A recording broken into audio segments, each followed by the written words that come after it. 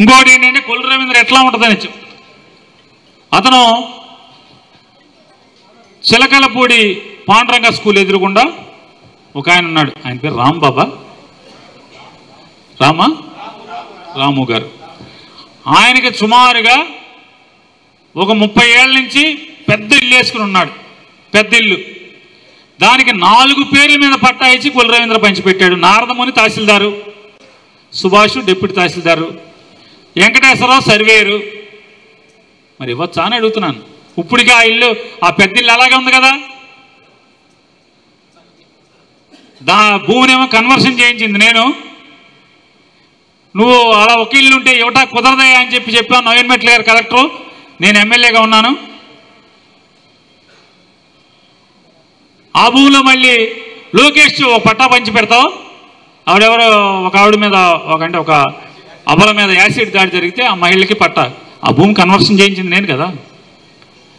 మళ్ళీ ఇంకొక ఎవరు కార్యకర్త కూడా ఇచ్చినట్టున్నారు ఆ అమ్మాయికి కాకుండా. సరే అది అయిపోయింది కదా. అంటే ఊరు మొత్తం ఎంక్రోచ్మెంట్లు ఉంటే, ఊరంతా 800 చిల్లర మంది ఎంక్రోచ్మెంట్లు ఉంటే కొల్లు రవీంద్ర మంత్రిగా ఉండి తహసీల్దార్ శ్రీనివాసు పైకి రాస్తాడు. ఎవరయ్యా అంటే బొత్సు నారాయణదాసు, తండ్రి పేరు కాళిదాసు, పార్కు స్థలం పాండురంగ, అయినాల ఆంజనేయులు, పాండురంగారావు తండ్రి పేరు, RS నంబర్ 396, 91 గజాలు పార్కు సైటు, తోపుల అనురాధ, తండ్రి పేరు భర్త పేరు లక్ష్మణరావు, 300 సర్వే నంబర్ 396, 90 గజాలు పార్కు సైటు. దీన్ని రెగ్యులరైజ్ చేసి వాళ్ళకి పట్టాలు ఇవ్వడానికి రికమెండ్. మరి ఎట్లా రాసావు? అని అడుగుతున్నాను. మరి తహసీల్దార్ దొంగ సంతకం ఇది. పార్కు స్థలంలో పట్టా ఇవ్వచ్చా అని అడుగుతున్నాను. మరి ఎందుకు ఇది పైకి వెళ్ళింది అని అడుగుతున్నా ఈ కాగితం. మరి వాళ్ళకి పట్టాలు ఇచ్చారు కదా. గమ్మత్తు ఏంటంటే పట్టా ఇచ్చింది ఏది కూడా, కొల్లు రవీంద్ర పట్టాలు ఇచ్చింది ఏది కూడా ఆఫీసులో రికార్డు ఉండదు. పేరు నాని ఇచ్చిన ప్రతి పట్టాకి ఆన్లైన్లో డేటా ఉంటుంది, చూసుకోండి మీరు. ప్రతి పట్టాకి. అంటే నువ్వు ఎన్ని ఆంబోతు రంకెలేసినా, ఈనాడు పేపర్లో, ఆంధ్రజ్యోతి పేపర్లో తప్పుడు రాతలు రాయించినా, అరే పేరుని నాని కాదురా బాబు, నా ముందు కూర్చున్న జగన్ మనిషి ఎవడో కూడా నీకు దడిచేలేదు, వెనక్కి తగ్గేది లేదు, మా జెండా వదిలేది లేదని కూడా నీకు దీన్ని చెప్తున్నా. ఎన్నాళ్ళు పెడతావు తప్పుడు కేసు పెడితే? నెల, 2 నెలలు, 3 నెలలు, 4 నెలలు, 5 నెలలు, 6 నెలలు, ఎన్నాళ్ళు పెడతావు? మొన్న ఎవడో చెప్తున్నాడు, ఆడు పోలీస్ ఆఫీసర్గా ఉండగా మామూలుగా అసలు చిలక కొట్టుడు, మామూలు కొట్టుడు కాదు, ఎమగొట్టుడు కొట్టి ఇప్పుడు కొడుకు ఎమ్మెల్యే అయ్యాడు. వచ్చి ఆడు బీచ్లో చెప్తున్నాడు అంట, నాకు ఎవడో చెప్పాడు. తొందరలో కొల్లు రవీంద్ర గారి కళ్ళల్లో ఆనందం చూస్తారని. వారి అమ్మ బావ కళ్ళల్లో ఆనందం సినిమా డైలాగ్ మాకన్నీ తెలుసులేరా బాబు. నేను జైల్లోకి వెళ్తే ఆడి ఆనందం అంటే ప్రజలకి, అంటే పోర్టు మనం తెచ్చిన పోర్టు నేను తెచ్చానని చెప్పుకున్నా అది నిజాయితీ కాదు కాబట్టి కళ్ళలో ఆనందం లేదు. మనం తెచ్చిన ఫిషింగ్ హార్బరు నేను తెచ్చానని చెప్పుకుంటున్నాడు కాబట్టి సిగ్గు లేకుండా దానికి కళ్ళలో ఆనందం ఉండదు. మోసవరంలో మన ట్యాంక్ ఓపెన్ చేస్తా, అది మనం కట్టించిన ట్యాంకు, మనం శాంక్షన్ చేసి, మన టెండర్ పిలిచి మనం పూర్తి చేయించినటువంటి ట్యాంకు కాబట్టి అది ఓపెన్ చేస్తా కూడా కళ్ళలో ఆనందం ఉండదు. ఎందుకని? ఏ పని తను చేసింది కాదు కాబట్టి.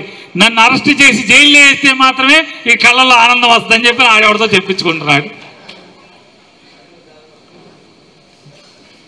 కాబట్టి మీరు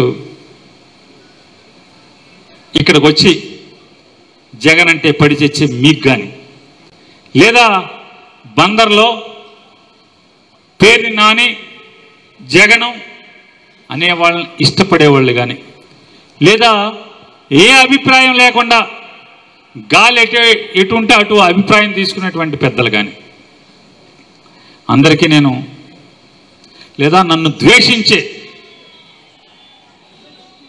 నా అభిమానులకు కానీ అందరికీ ఒకటే చెప్తున్నా, పేరుని నాని అనేవాడు జీవితంలో పుట్టిన తర్వాత ఈ రోజు దాకా కూడా పాపపు సొమ్ము ఇంట్లోకి నా గడప లోపలికి తీసుకెళ్లేదనేది ఛాలెంజ్ చేసి చెప్తున్నాను.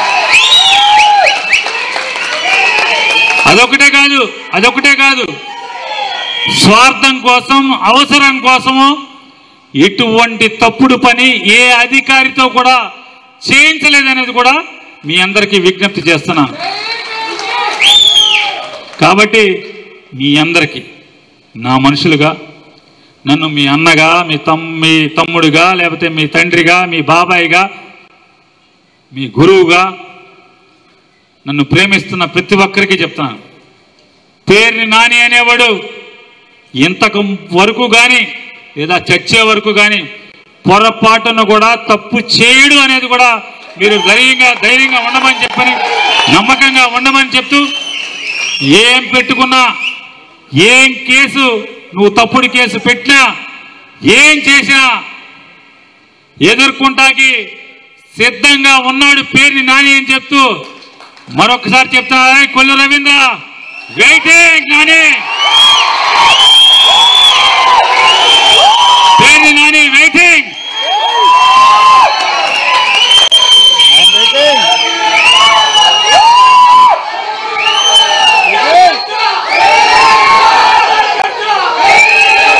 దయచేసి మీ అందరికీ విజ్ఞప్తి చేస్తున్నాను, కేసు పెట్టుకుంటాడు, లోపలేస్తాడు, ఎన్నాళ్ళు ఉంచుకుంటాడు, కోర్టులు ఉన్నాయి, న్యాయస్థానాలు ఉన్నాయి. ఊరు ఆ రోజు సరిహద్దు ఎందుకు దాటామంటే పాపం పుణ్యం తెలియనటువంటి, రాజకీయాల్లో ఏ రోజు తొంగి చూడనటువంటి, రెండు ఎలక్షన్లకు మాత్రమే ఇల్లు తిరిగి భార్యగా ఓటడిగిన పాపం తప్పితే ఏ రోజు పాపపు పని చేయకుండా సంపూర్ణమైనటువంటి గృహిణిగా నన్ను నమ్ముకుని ఇన్నేళ్ళు కష్టమో సుఖమో నాతో జీవిస్తున్నటువంటి నా అర్ధాంగిని జైలుకి వెళ్ళకూడదనే ఆ రోజు ఊరు దాటాం భార్యను తీసుకుని తప్పితే నేనా పేరుని కృష్ణమూర్తి కిట్టున పొరపాటున సరిహద్దు లేదు. నువ్వు ఎఫ్ఐఆర్ కట్టుకో,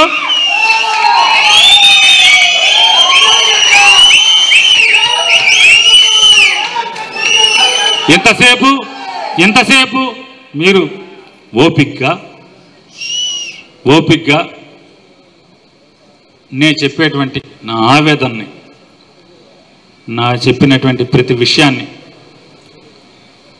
వింటాకి ఓపికగా కూర్చున్నందుకు, మీ విలువైన సమయాన్ని, ఎన్నో పనులు ఉంటాయి, ఒకరికి తల్లిని హాస్పిటల్ తీసుకెళ్లాలో, ఒకరి భార్యని హాస్పిటల్ తీసుకెళ్లాలో, ఇంట్లో భార్య ఎచ్చాలు తెమ్మని చెప్పు, లేకపోతే కూర తెమ్మని చెప్పు, లేకపోతే ఇంకో పనో ఏదో ఒక పని ఉంటుంది.